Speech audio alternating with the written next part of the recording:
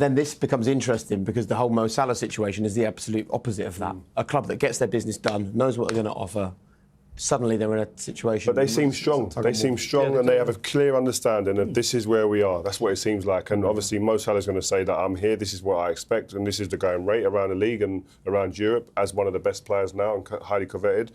And Liverpool say, well, this is the pay structure. Are you going to live within that or not? And we don't know the inner workings of that, but I would assume that that's where they're kind of at. But there has to be a line, doesn't there? Yeah. I mean, we all want Mo Salah to stay. Every Liverpool fan wants him to stay. And, you know, this thing, I've given whatever he wants. We understand that, but there has to be a point where Liverpool say, we can pay this amount, and that's our maximum. And if he wants that much... The problem is, Macca, is you give him what he wants.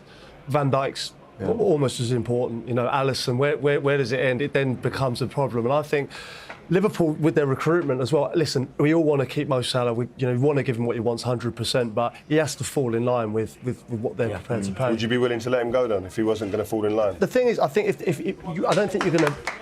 Yeah, of course, you make him the highest paid, but not way beyond the structure that you've got. And I think Liverpool as a football club will always be bigger than any individual. I think there's times where, you know, Liverpool is a club of soul players and you thought it was unthinkable that they would do that, and they've always recovered. Suarez being one of them, Torres again, Peter Crouch. It's rolled on.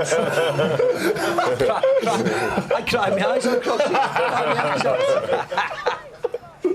They just about recovered. Yeah, they recovered well. Not yet, not fully. He's making his way out there. You kind of think, though, that when it's got to this point and it's been in limbo for this long, it feels like it is either going to be a departure or Liverpool are going to have to change their structure somehow. So I don't know which you think is more likely to happen out of those two.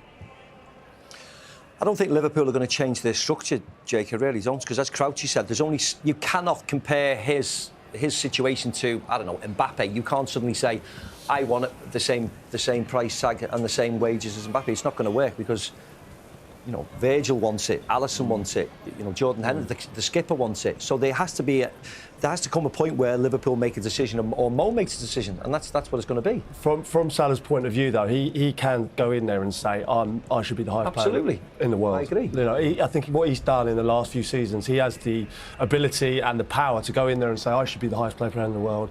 He's been that good. Yeah. And does he want to... Sorry, the last thing on it, I think it's up to Mo Salah in his head. What does he want? What does he want? Does he want to be an absolute idol and icon at Liverpool for forever and stay there but have a fall in line with a pay structure? Or is it about money? And I think we'll find out at the end of this.